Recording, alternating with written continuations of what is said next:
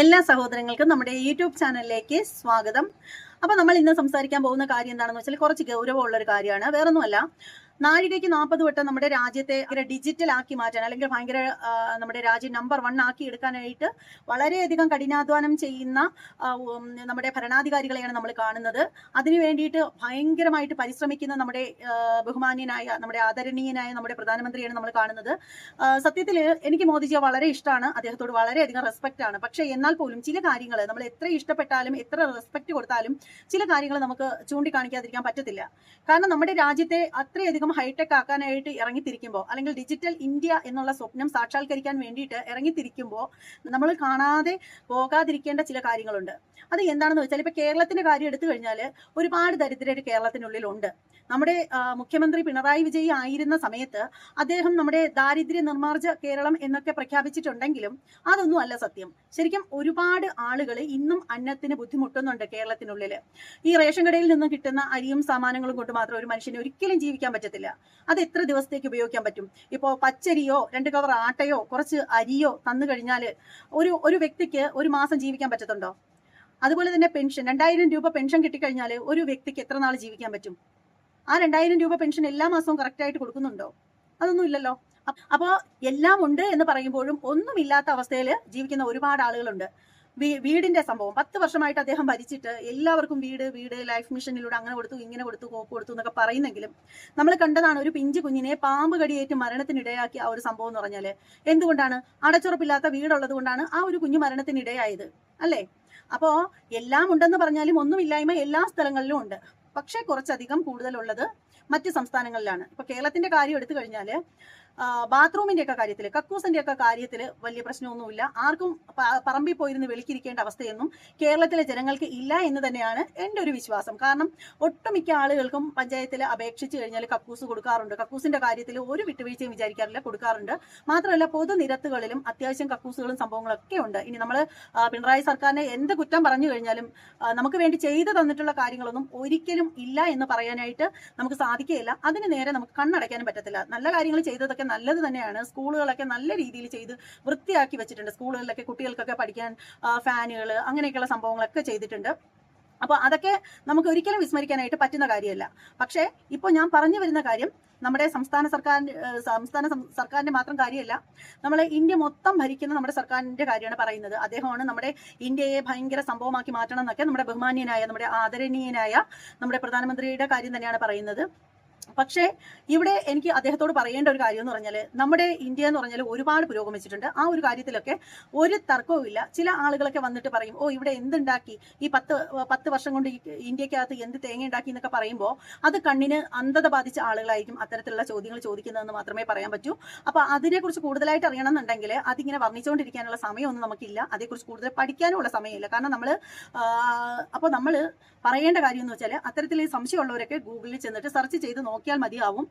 പ്രധാനമന്ത്രി നരേന്ദ്രമോദിജി അധികാരത്തിലേറ്റതിന് ശേഷം ഇതുവരെ ചെയ്ത് കൂട്ടിയ നല്ല കാര്യങ്ങൾ അല്ലെങ്കിൽ വികസനങ്ങൾ എന്തൊക്കെയാണെന്നുള്ള കാര്യം അറിയാൻ സാധിക്കും.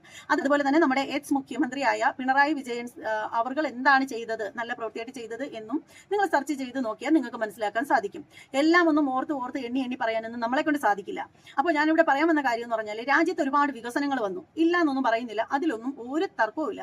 ഇപ്പൊ ഹോസ്പിറ്റലുകളിലാണെങ്കിലും സ്കൂളുകളിലാണെങ്കിലും ഗതാഗത മാർഗങ്ങളാണെങ്കിലും ഏത് രീതിയിൽ നോക്കിയാലും നല്ല നല്ല വികസനങ്ങൾ ഒരുപാട് വന്നിട്ടുണ്ട്. എന്നാൽ ആവശ്യമില്ലാത്ത തരത്തിലുള്ള, നമ്മളെ പോലുള്ള സാധാരണ ജനങ്ങൾ അനാവശ്യമായിട്ട് ചിന്തിക്കുന്ന തരത്തിലുള്ള വികസനങ്ങൾ വന്നിട്ടുണ്ടായിരുന്നു. അതായത് ഈ 4 വരി പാത, 5 വരി പാത, അതുപോലെ 2 നില റോഡുകൾ, അതൊക്കെ എന്ന് പറഞ്ഞാൽ നമ്മളെ പോലുള്ള സാധാരണക്കാരെ സംബന്ധിച്ചിടത്തോളം അനാവശ്യമായിട്ട് തന്നെയാണ് തോന്നുന്നത്. കാരണം എന്താണെന്ന് വെച്ചാൽ, അതായത് ഈ റോഡ് വികസനത്തിന് വേണ്ടിയിട്ട് ഒരുപാട് നമ്മുടെ പ്രകൃതിയെ നശിപ്പിക്കുന്ന പരിപാടി നടന്നിട്ടുണ്ടായിരുന്നു. അതായത് വൻ മരങ്ങളൊക്കെ പിഴുതു മാറ്റുക, അതുപോലെ കുന്നുകളൊക്കെ ഇടിച്ചു മാറ്റുക, ഇത്തരത്തിലുള്ള കാര്യങ്ങളൊക്കെ നടന്നിട്ടുണ്ടായിരുന്നു. അപ്പോൾ ഇവിടെ അവർ നോക്കിയത് വികസനം മാത്രമാണ് നോക്കിയത്. പക്ഷെ ഇത്തരത്തില് നശിപ്പിച്ച് കൊണ്ട് ഉണ്ടാക്കിയെടുക്കുന്ന വികസനത്തില് പിന്നീട് എന്തൊക്കെ ദോഷങ്ങൾ ഉണ്ടാകും എന്നുള്ള കാര്യം മാത്രം ഇവരാരും ചിന്തിച്ചിട്ടുണ്ടായിരുന്നില്ല.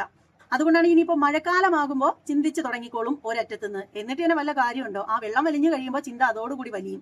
അതാണ് ഇവിടുത്തെ ഒരു അവസ്ഥ എന്ന് പറഞ്ഞാൽ. നമുക്കറിയാം മുല്ലപ്പെരിയാറിന്റെയൊക്കെ കാര്യം അറിയാം. ഇനിയിപ്പോൾ മഴ വരുമ്പോൾ ഒട്ടുമിക്ക മാധ്യമങ്ങളും അതിനെതിരെ വളവളവളവളാന്ന് പറഞ്ഞ് ഇങ്ങനെ പറഞ്ഞുകൊണ്ടിരിക്കും. അതേസമയം ആ വെള്ളം അങ്ങ് വലിഞ്ഞു കഴിയുമ്പോൾ അതേക്കുറിച്ചിട്ടൊന്നും ഒരൊറ്റ മനുഷ്യനും മിണ്ടത്തില്ല. എല്ലാത്തിന്റെയും അണ്ണാക്കിൽ പഴം തിരികെ വെച്ചുകൊണ്ടിരിക്കും. അതാണ് അവസ്ഥ എന്ന് പറഞ്ഞാൽ. അപ്പൊ ഇവിടെ ഞാൻ പറഞ്ഞു വരുന്ന കാര്യം എന്ന് പറഞ്ഞാൽ, വികസനത്തിന്റെ പിന്നാലെ പോകാതെ നമ്മുടെ രാജ്യത്തിനുള്ളിലേക്ക് നോക്കുക. നമ്മുടെ രാജ്യത്തിനുള്ളിലേക്ക് നോക്കിയിട്ട് ശരിക്കും വികസനം ഉണ്ടാകേണ്ടത് ജനങ്ങളിലാണ്. മനസ്സിലായില്ലേ? ജനങ്ങളിലാണ് വികസനം ആദ്യം തുടങ്ങേണ്ടത്.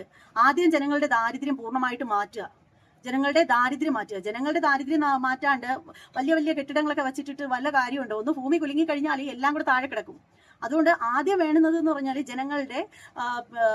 ജനങ്ങളുടെ ദാരിദ്ര്യം മാറ്റുക എന്നുള്ളതാണ് ആദ്യമായിട്ട് ചെയ്യേണ്ട കാര്യം. പിന്നീടെന്ന് പറഞ്ഞാൽ ജനങ്ങൾക്ക് കേരളത്തിന്റെ കാര്യമല്ല, കേരളത്തിന് അത്യാവശ്യം വലിയ പ്രശ്നമൊന്നുമില്ല. ദാരിദ്ര്യത്തിന്റെ കാര്യത്തിൽ ഇപ്പോഴും ഉണ്ട്, ആളുകളൊക്കെ ഉണ്ട്, വീടില്ലാത്ത ആളുകളുണ്ട്, കഷ്ടപ്പെടുന്ന രോഗങ്ങൾ കൊണ്ടും ദുരിതങ്ങൾ കൊണ്ടും വലയുന്ന ആളുകളും കേരളത്തിനുള്ളിൽ ഉണ്ട്. അപ്പോൾ കേരളത്തിന് പുറത്തുള്ള ആളുകളുടെ, ഇപ്പൊ ഗുജറാത്ത് ആയാലും ഉത്തർപ്രദേശ് ആയാലും അതുപോലെ തന്നെ മറ്റ് പല സംസ്ഥാനങ്ങളുടെയും കാര്യമാണ് ഇവിടെ പറയുന്നത്. അവർക്ക് വേണമെന്ന് പറഞ്ഞാൽ ആദ്യം നല്ലൊരു വിദ്യാഭ്യാസം കൊടുക്കുക. ആദ്യം വേണമെന്ന് പറഞ്ഞാൽ ദാരിദ്ര്യം മാറ്റുക, നല്ല ശുചിത്വമുള്ളൊരു അന്തരീക്ഷം കൊടുക്കുക. അതായത് എല്ലാവർക്കും കക്കൂസ് കൊടുക്കുക. നമ്മൾ എത്രയോ വീഡിയോയിൽ കണ്ടിട്ടുണ്ട്. ഇന്നാൾ കൂടി ഞാൻ ഒരു വീഡിയോ റിയാക്ട് ചെയ്തതേ ഉള്ളൂ. അതായത് കക്കൂസ് ഇല്ലാണ്ട് ഒരു ഫാമിലിയിലുള്ള നാട്ടിലുള്ള ആളുകളെല്ലാം നേരം വെളുക്കുന്നതിനെ വെച്ച് റോഡിന്റെ സൈഡിൽ പോയി നിരന്നിരുന്ന് സാധിച്ചിട്ട് വരുന്ന ആ ഒരു സംഭവം. അപ്പോൾ ഓരോ ദിവസവും ചെന്ന് ഇടുന്നതിന്റെ തൊട്ടടുത്താണ് പിറ്റേ ദിവസം പോയി ഇടുന്നത്. ചിലപ്പോൾ ഇരുട്ടത്തൊക്കെ പോയി ഇടുമ്പോഴത്തേക്ക് വേറൊരാൾ ഇട്ടതിൽ ചവിട്ടി മെതിച്ചിട്ടായിരിക്കും പോയിട്ടൊക്കെ വരുന്നത്. അപ്പൊ അങ്ങനെയൊക്കെയുള്ള സംഭവങ്ങളൊക്കെ ഒരുപാടുണ്ട്. അപ്പൊ അതിനൊക്കെ ഒരു പരിഹാരം കൊണ്ടുവരിക. അതിലൊക്കെ കേരള സർക്കാരിനെ നമ്മൾ എന്തൊക്കെ പറഞ്ഞാലും ക്ലാപ്പ് ചെയ്യാതിരിക്കാൻ പറ്റത്തില്ല. കാരണം എല്ലാവർക്കും അത്യാവശ്യം കക്കൂസുകളും സംഭവങ്ങളൊക്കെ കൊടുത്തിട്ടുണ്ട്. അപ്പോൾ ഇവിടെ പറയുന്ന ഒരു കാര്യം എന്ന് വെച്ചാൽ, എന്നാൽ കക്കൂസ് ഇല്ലാത്തതാണെങ്കിൽ പോലും അവർ അയ്യത്ത് പോയിരിക്കേണ്ട ഗതികേട് കേരളത്തിൽ ആർക്കും ഇല്ല എന്ന് തന്നെയാണ് എൻ്റെ വിശ്വാസം. ഇനി ഇത് കേൾക്കുന്ന ആർക്കെങ്കിലും അത്തരത്തിലുള്ള അവസ്ഥയിലൂടെ പോകുന്നവരുണ്ടെങ്കിൽ ഒന്ന് കമന്റ് ഇട്ടേക്കണം. അപ്പോൾ പിന്നെ പറയേണ്ട ഒരു കാര്യം എന്ന് വെച്ചാൽ, എല്ലാവർക്കും, അതായത് ഞാൻ പറഞ്ഞു വന്നതിലേക്ക് തന്നെ വരാം, എല്ലാവർക്കും കക്കൂസ് കൊടുക്കാനായിട്ട് ശ്രമിക്കുക. കക്കൂസും ശുദ്ധമായ കുടിവെള്ളവും അത് ഏറ്റവും അത്യാവശ്യമായിട്ടുള്ള കാര്യമാണ്. നമ്മളിപ്പോൾ ഗുജറാത്തിലെയൊക്കെ മനുഷ്യന്റെ, അതായത് ഗുജറാത്ത്, ഉത്തർപ്രദേശിൽ അതുപോലെയുള്ള ബീഹാറിലെയൊക്കെയുള്ള ആളുകളുടെയൊക്കെ അവസ്ഥ നമ്മൾ എടുത്തു കഴിഞ്ഞാൽ ഒരു വൃത്തി എന്ന് പറയുന്ന സാധനമില്ല, വൃത്തിയേ ഇല്ല. ആളുകൾ ശരിക്കും കുളിക്കുന്നോന്ന് പോലും അറിയാൻ വയ്യ. ശുചിത്വമുള്ള ഒരു ബാത്റൂം ഇല്ല, നല്ല പാത്രങ്ങളില്ല, കയറി കിടക്കാൻ വൃത്തിയുള്ള വീടില്ല. എല്ലാവരും കൂടി ഒരു വീടെന്നൊന്നും പറയാൻ പറ്റില്ല, എന്തൊക്കെയോ കൊണ്ട് കെട്ടി മറച്ചുണ്ടാക്കിയ സാധനം. അതിനകത്ത് ഒരു ഫാമിലിയിലുള്ള ആളുകളെല്ലാം കൂടി കുത്തി ഞെരുങ്ങി കിടക്കുന്ന കാഴ്ച. ഇവരുടെയൊക്കെ കൂടെ കിടക്കുന്ന കുഞ്ഞുങ്ങളുടെ അവസ്ഥ തന്നെ ആലോചിക്കണം. അതായത് ഒരു കുടുംബത്തിൽ തന്നെ ഇപ്പോൾ ഹസ്ബൻഡ് വൈഫും ഒക്കെ ഉണ്ടാവും. അവിടെ തന്നെ അവരുടെ തന്നെ അച്ഛൻ, അമ്മ, അപ്പൂപ്പ, അമ്മൂമ്മ, കുഞ്ഞുങ്ങളൊക്കെ ഒരുപാട് പേരുണ്ട്. അപ്പൊ ഇവർക്കൊക്കെ എല്ലാത്തിനും പരിമിതികളുണ്ട്. ആ കുഞ്ഞുങ്ങളൊക്കെ ഈ പാരന്റ്സിന്റെ ഒക്കെ സെക്ഷൽ ആയിട്ടുള്ള സംഭവങ്ങളൊക്കെ കണ്ടു വളരേണ്ട ഒരു സാഹചര്യം ഉണ്ടാവുന്നത് നമ്മൾ, അതായത് നിങ്ങൾ എടുത്ത് നോക്കിക്കഴിഞ്ഞാൽ നിങ്ങൾക്ക് കാണാം ഓരോരുത്തരുടെയും വീടുകൾ. ശരിക്കും അത് വീടൊന്നും ആണെന്ന് പറയാൻ പറ്റില്ല. കാരണം അവിടെ തന്നെ ഒരു സ്ഥലത്ത് തന്നെ ഇവര് പാചകം ചെയ്യുന്നത്, ഒരു സ്ഥലത്ത് തന്നെ അവിടെ തന്നെയാണ് ഇവര് കിടന്നുറങ്ങുന്നതും. കാരണം അത്രയും ദുരവസ്ഥയിലൂടെ പോവുകയാണ്. അപ്പൊ ഇതിനൊക്കെ മാറ്റം വരണ്ടേ? അങ്ങനെ നമ്മുടെ രാജ്യം ഹൈടെക് ആവണം എന്നുണ്ടെങ്കിൽ ഇതിനെല്ലാം മാറ്റം കൊണ്ടുവരണം. വൃത്തിയുള്ള വസ്ത്രങ്ങൾ ധരിക്കണം. അതിനൊക്കെ വേണമെന്ന് പറഞ്ഞാൽ അതാത് സംസ്ഥാനത്തിലെ മുഖ്യമന്ത്രിയുടെ ഒരു ഉത്തരവാദിത്വമാണ്. അത് അത്രയും നല്ല രീതിയിൽ വരണം എന്നുണ്ടെങ്കിൽ പ്രധാനമന്ത്രിയുടെ ഉത്തരവുണ്ടാവണം. എല്ലാ സംസ്ഥാനങ്ങളിലും ഇത്തരത്തിലാവണം എന്നുള്ള ഒരു ഇത് വരണം. എന്നിട്ട് അതിന് വേണ്ടുന്ന ഫണ്ട് കൊടുക്കണം. അതുപോലെ സംസ്ഥാന സർക്കാർ അതാത് സംസ്ഥാനത്തിലുള്ള ജനങ്ങളെ സേവിക്കാൻ വേണ്ടുന്ന തരത്തിലുള്ള ഫണ്ട് കേന്ദ്ര സർക്കാരിൽ നിന്നും ചോദിച്ച് മേടിക്കണം. അതൊക്കെ ചെയ്യണം. അല്ലാണ്ട് ഇരുന്നിട്ട് എന്ത് കോപ്പിലെ വികസനങ്ങളാണ് നിങ്ങൾ വിചാരിച്ചു വെച്ചിരിക്കുന്നത്? അതുപോലെ തന്നെ കുട്ടികൾക്ക് വിദ്യാഭ്യാസം എന്ന് പറയുന്ന ഒരു സംഭവം കൊടുക്കുന്നില്ല. പെൺകുട്ടികൾക്കായാലും ആൺകുട്ടികൾക്കായാലും പഠിച്ചാലായി പഠിച്ചില്ലെങ്കിലായി. അവരെന്തെങ്കിലുമൊക്കെ ജോലിക്ക് പോകുന്നു, ജീവിക്കുന്നു. പെൺകുട്ടികളെയൊക്കെ ചെറിയ പ്രായം തൊട്ടേ സെക്ഷലായിട്ട് ആളുകൾ ഉപയോഗിക്കുന്നു. ഇതൊക്കെയാണ് അവിടെയൊക്കെ നടന്നുകൊണ്ടിരിക്കുന്നത്. അതുപോലെ തന്നെ പെൺകുട്ടികൾക്കൊന്നും ഇപ്പോൾ ഒരാളെ പ്രണയിച്ചു കഴിഞ്ഞാൽ അവരെ സമൂഹത്തിൽ വിചാരണ ചെയ്യുന്നു. ആളുകൾ എല്ലാവരും കൂടി ചേർന്ന് ആ പെണ്ണിനെയും ചെറുക്കനെയും കൂടി തല്ലി കൊല്ലുന്ന കാഴ്ച, അല്ലെങ്കിൽ കൂട്ടിയിട്ട് അടിക്കുക, എല്ലാവരും കൂടി വട്ടം കൂടി അടിക്കുക. ഇതൊക്കെയാണ് നടന്നുകൊണ്ടിരിക്കുന്നത്. അപ്പോൾ വിവരമില്ലായ്മയും വിദ്യാഭ്യാസം ഇല്ലായ്മയും വലിയൊരു പ്രശ്നം തന്നെയാണ്. ഇനി എന്തൊക്കെ ഉണ്ട് എന്ന് പറഞ്ഞാലും ഇതൊക്കെ മാറണം. ആദ്യം നമ്മുടെ രാജ്യത്തിനകത്ത് നിന്ന് മാറണം കാര്യങ്ങൾ. അതായത് സംസ്ഥാനങ്ങൾ ശുദ്ധീകരിച്ച് വരണം. എന്നാൽ മാത്രമേ പിന്നെ നമ്മുടെ രാജ്യം എന്തെങ്കിലും ഒരു വ്യത്യാസം ഉണ്ടാവുള്ളൂ. അല്ലാതെ കുറെ കെട്ടിടങ്ങൾ വെച്ചിട്ടിട്ട്, അല്ലെങ്കിൽ കുറെ ബസ് റൂട്ട് അടിപൊളിയാക്കിയിട്ട്, അതല്ലെന്നുണ്ടെങ്കിൽ കുറെ വികസനങ്ങൾ വന്ന് കുറെ റോഡുകൾ ഇങ്ങനെ നിരത്തി 8ഉം 10ഉം വരിക്കുള്ള റോഡുകൾ ഇങ്ങനെ നിരത്തിയിട്ടിട്ടൊന്നും ഒരു കാര്യമില്ല. മനുഷ്യന് എന്തെങ്കിലും ഒരു മാറ്റം ഉണ്ടാവണ്ടേ? മനുഷ്യരിപ്പോ കേരളം വിട്ടു കഴിഞ്ഞാൽ മറ്റു സംസ്ഥാനത്തെ, തമിഴ്നാട്ടിന് വലിയ പ്രശ്നമൊന്നുമില്ല, വിട്ടു കഴിഞ്ഞാൽ മറ്റു സംസ്ഥാനങ്ങളിലെ ആളുകളുടെയൊക്കെ അവസ്ഥ ഇത് തന്നെയാണ്. അവരിപ്പോഴും ഒരു പ്രാകൃത രീതിയിലാണ് ഇപ്പോഴും ജീവിക്കുന്നത്. ഞാൻ ഇപ്പോൾ ഇൻസ്റ്റാഗ്രാമിൽ കണ്ടൊരു സംഭവം എന്ന് പറഞ്ഞാൽ, ചെറിയ കുട്ടി, ഒരു 10 വയസ്സ് പോലും അവന് പ്രായമില്ല, അത്രയും ചെറിയ കുട്ടി കയ്യിൽ സിഗരറ്റ് കത്തിച്ച് വലിച്ച് പുകയും വിട്ട് നടക്കുന്നു. എന്താണത്? അത് കണ്ടുകൊണ്ട് എത്രയധികം വലിയ മുതിർന്ന ആളുകൾ വരെ അത് കണ്ടിട്ട് മിണ്ടാണ്ടിരിക്കുന്നു. ആർക്കും ഒന്നും പറയാനില്ല, ആർക്കും ഒരു പരാതിയില്ല. അപ്പൊ ഇതൊക്കെ മാറണം. അല്ലാണ്ട് ചുമ്മാതിരുന്നിട്ട് വികസനം വികസനം വികസനം തേങ്ങ മാങ്ങ ചക്ക എന്ന് പറയുന്നത് പോലെയാണ്. ഒരർത്ഥവും ഇല്ല നിങ്ങളൊക്കെ വികസിപ്പിക്കുന്നു വികസിപ്പിക്കുന്നു എന്ന് പറയുന്നത്. ശരിക്കും ഇതിനൊക്കെയല്ലേ മാറ്റം കൊണ്ടുവരേണ്ടത്? ഇപ്പൊ BJP സർക്കാർ ഭരിച്ച ഒരുപാട് വികസനങ്ങൾ വന്നു. ശരിക്കും ഇതൊക്കെ മാറണം. ഓരോ സംസ്ഥാനത്ത് നിന്നും ഇതൊക്കെ മാറി വന്നാൽ മാത്രമേ നിങ്ങൾ എന്തെങ്കിലും ഒരിക്കൽ ഇലക്ഷനിൽ കേരളത്തിൽ നിന്നാലും നിങ്ങൾക്ക് ഒരു വോട്ട് കിട്ടത്തുള്ളൂ. ഇനി നിങ്ങൾക്ക് ഒരു വോട്ടും കിട്ടിയില്ലെങ്കിൽ പോലും ലജ്ജ ആവുന്നില്ലേ? സ്വന്തം സംസ്ഥാനങ്ങൾ ഇത്രയും വൃത്തികെട്ട രീതിയിൽ, ഇത്രയും വൃത്തിഹീനമായ സാഹചര്യത്തിൽ ജീവിച്ചിട്ടും ഹൈടെക് ഇന്ത്യ എന്നിങ്ങനെ പറഞ്ഞുകൊണ്ടിരിക്കാനായിട്ട്. ഞാൻ ശരിക്കും ഇതൊക്കെ കാണുമ്പോഴത്തേക്ക് പറയാതിരിക്കാൻ നിവൃത്തിയില്ല. നമ്മളിപ്പോൾ സോഷ്യൽ മീഡിയ നോക്കിക്കഴിഞ്ഞാലും പെൺകുട്ടികൾക്കൊന്നും ഒരു വിലയും കൊടുക്കുന്നില്ല. നമ്മളെല്ലാവരും നെഞ്ചിലേറ്റി നമ്മുടെ വിജയ്, അദ്ദേഹം ഇപ്പോൾ മുഖ്യമന്ത്രിയായിട്ട് അധികാരമേറ്റതിന് ശേഷം അദ്ദേഹം ഒരുപാട് കാര്യങ്ങൾ പറയുന്നുണ്ട്. പക്ഷെ അദ്ദേഹം ചെയ്യാൻ പറ്റുന്ന കാര്യങ്ങളാണ് അദ്ദേഹം പറഞ്ഞിട്ടുള്ളത്. അവിടെ മിനിമം കുട്ടികൾ ഡിഗ്രി വരെയെങ്കിലും പഠിച്ച് കഴിയണം എന്ന് അദ്ദേഹം പറയുന്നുണ്ട്. അതിൽ ഏറ്റവും എനിക്ക് ഇഷ്ടപ്പെട്ട സംഭവം അത് തന്നെയാണ്. ഡിഗ്രി വരെയെങ്കിലും മിനിമം എല്ലാ കുട്ടികളും പഠിച്ചിരിക്കണം. അതുപോലെ തന്നെ ലഹരി വിമുക്തമായിട്ടുള്ള ഒരു സംസ്ഥാനമാക്കി മാറ്റണമെന്ന് അദ്ദേഹം പറയുന്നു. അദ്ദേഹം ഒരുപാട് മദ്യശാലകളൊക്കെ ഒഴിപ്പിച്ചു, നമുക്ക് എല്ലാവർക്കും അറിയാവുന്ന കാര്യമാണ്. അപ്പൊ ഇവിടെ പലരും പറയുന്ന, കുറച്ചധികം ചൊറിയന്മാർ പറയുന്ന ഒരു കാര്യം എന്ന് വെച്ചാൽ, ഇത്ര 750 അല്ലേ, ഇപ്പൊ 500 മീറ്റർ ഉള്ളിലോട്ട് പോവാമല്ലോ, ആരാധനാലയങ്ങളിലെയും സ്കൂളുകളിലെയും ബസ് സ്റ്റോപ്പുകളുടെ അടുത്തുനിന്ന് 500 മീറ്റർ ഉള്ളിലേക്ക് പോകാനുള്ള ചാൻസ് ഉണ്ടല്ലോ. 500 മീറ്റർ ഉള്ളിലേക്കാണ് പോകുന്നതെങ്കിൽ വലിയ പ്രശ്നം സ്ത്രീകൾക്ക് വരത്തില്ല. കാരണം കൂടുതൽ ആളുകളും ബസ് സ്റ്റോപ്പിന്റെ അവിടെയും അതുപോലെ തന്നെ എന്ന് കരുതി സ്ത്രീകൾ സുരക്ഷിതരാണെന്നല്ല പറയുന്നത്. പക്ഷെ അദ്ദേഹം അതിന് വേണ്ടിയിട്ട് സ്ത്രീകൾക്ക് വേണ്ടിയിട്ട് നല്ല രീതിയിൽ നടപടികളൊക്കെ എടുത്തിട്ടുണ്ട്. പക്ഷെ അദ്ദേഹം ഇനിയും മുന്നോട്ട് നല്ല രീതിയിൽ വരുന്നുള്ള കാര്യത്തിലൊന്നും യാതൊരു തർക്കവും ഇല്ല. അപ്പോൾ എന്ന് വെച്ചാൽ നിങ്ങൾ മനസ്സിലാക്കേണ്ട ഒരു കാര്യം എന്ന് പറഞ്ഞാൽ, വേണമെങ്കിൽ ചക്ക വേരിലും കായ്ക്കും. അതായത് ഇപ്പോൾ ഈ കുറച്ച് ദിവസത്തിനാവുമ്പോൾ അദ്ദേഹം എന്തുമാത്രം അനധികൃതമായിട്ടുള്ള മദ്യങ്ങൾ നശിപ്പിച്ചു കളഞ്ഞു. അതുപോലെ തന്നെ മയക്കുമരുന്ന് കിഞ്ചൽ കണക്കിനാണ് കൊണ്ടുവന്ന് കുഴി വെട്ടിയിട്ട് മൂടിയത്. അപ്പോൾ അതിൽ നിന്നൊക്കെ മനസ്സിലാക്കേണ്ടതെന്ന് പറഞ്ഞാൽ, വേണമെങ്കിൽ എല്ലാവർക്കും എല്ലാം ചെയ്യാം. കേരളത്തിലും നല്ല സ്ട്രോങ് ആയിട്ട് നട്ടലുള്ള ഒരു ഭരണാധികാരി വന്നു കഴിഞ്ഞാൽ, ഇതുപോലെ ഒരു തീരുമാനം എടുത്തു കഴിഞ്ഞാൽ, നമുക്ക് ഇങ്ങനെ കിട്ടുന്ന ഈ മനുഷ്യനെ കൊന്നു കിട്ടുന്ന ലാഭം വേണ്ട എന്നൊരു തീരുമാനം എടുത്തു കഴിഞ്ഞാൽ, ഒറ്റ ദിവസം കൊണ്ട് തന്നെ ഇതുപോലെ നമ്മുടെ നാട്ടിൽ ഇതൊക്കെ ചെയ്യാൻ സാധിക്കും. കൊറോണയെ പോലും തോൽപ്പിച്ച് വന്ന രാജ്യമാണ് ഇന്ത്യ. വേണമെങ്കിൽ എല്ലാം നടക്കും. ഇത്രയധികം രാജ്യങ്ങൾ ഉണ്ടായിട്ടും കൊറോണയ്ക്കുള്ള ഫസ്റ്റ് മരുന്നുകളൊക്കെ കണ്ടുപിടിച്ചത് നമ്മുടെ ഇന്ത്യക്കുള്ളിൽ തന്നെയാണ്. അപ്പോൾ മനസ്സിലാക്കേണ്ടതെന്ന് പറഞ്ഞാൽ, വേണമെങ്കിൽ എല്ലാം നടക്കും. പക്ഷെ കണ്ണയച്ച് കൊടുത്തു കഴിഞ്ഞാൽ ഇവർക്ക് കിട്ടുന്നത് എന്താണ്? വലിയ രീതിയിലുള്ള കമ്മീഷനും GSTയും ടാക്സും ഒക്കെ കിട്ടുമ്പോൾ അതിന് നേരെ കണ്ണ് മഞ്ഞളിച്ചിരിക്കുമ്പോൾ ജനങ്ങളുടെ ആരോഗ്യത്തിന് എന്ത് വില? അവിടെ എടുത്തു പറയേണ്ട ഒരു രസകരമായിട്ടുള്ള ഒരു കാര്യം എന്ന് പറഞ്ഞാൽ, മദ്യഷോപ്പുകളിൽ മദ്യം വിൽക്കുന്നതിന് യാതൊരു പ്രശ്നവും ഇല്ല, മദ്യം വിൽക്കാം. അപ്പോൾ ഇത് പോയി ആളുകൾ മേടിച്ചിട്ട് ആ മേടിച്ച മദ്യം അരയിൽ തിരികെ കൊണ്ട് വന്നു കഴിഞ്ഞാൽ അത് പിടിച്ചു കഴിഞ്ഞാൽ കുറ്റമാണ്. അല്ലെങ്കിൽ ആ ഒരു മദ്യം വണ്ടിയിലേക്കകത്ത് വെച്ചിട്ട് ബൈക്കിൽ അങ്ങനെ വെച്ചിട്ട് ഒരു കുപ്പി മതി, അത് പിടിച്ചു കഴിഞ്ഞാൽ അവർക്ക് വിഷയമാണ്. അതും പോട്ടെ, അതും കണ്ടില്ലെന്ന് വെച്ചോ, ആ കുടിച്ച, അതായത് ആ പൈസ കൊടുത്ത് മേടിച്ച മദ്യം കുടിച്ചിട്ട് എവിടെയെങ്കിലും നിന്ന് കഴിഞ്ഞാലും പിടിച്ചു കഴിഞ്ഞാൽ പ്രശ്നമാണ്. അങ്ങനെയാണെങ്കിൽ പിന്നെ അത് വിൽക്കാതിരുന്നൂടെ? ഇത് വിൽക്കുന്നത് കൊണ്ടാണല്ലോ മേടിച്ച് കുടിക്കുന്നത്. അപ്പോൾ ഇതൊക്കെയാണ് കാര്യങ്ങൾ. എല്ലാവരുടെ കയ്യിലും ഉണ്ട് ഒരു വെടിക്കുള്ള മരുന്ന്. അപ്പോൾ പറയുമ്പോൾ എല്ലാവരും ഭയങ്കര സൂപ്പറാണ്, ഭയങ്കര ഒരു സംഭവമാണെന്നാണ്.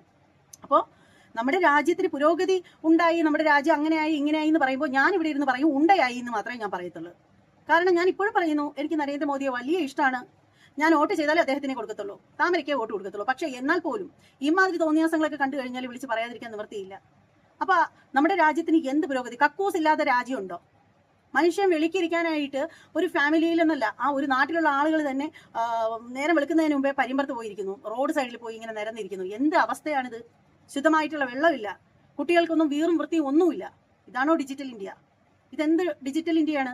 പിന്നെ ഇവിടെ നടക്കുന്ന ഒരു കാര്യം എന്ന് പറഞ്ഞാൽ, പശുവിന്റെ പേരിൽ കുറെ ആളുകളെ അടിച്ചും വെട്ടിയും കുത്തിയും കൊല്ലുന്നു. അതല്ലെന്നുണ്ടെങ്കിൽ ജയ് ശ്രീറാം വിളിക്കൂ എന്ന് പറഞ്ഞിട്ട് വിവരദോഷികൾ ആളുകളെ തച്ചു കൊല്ലുന്നു. ഇതാണ് ഇവിടെ നടന്നുകൊണ്ടിരിക്കുന്ന ഒരു കാര്യം എന്ന് വെച്ചാൽ. വിദ്യാഭ്യാസ കുറവ് നല്ല രീതിയിലുണ്ട്.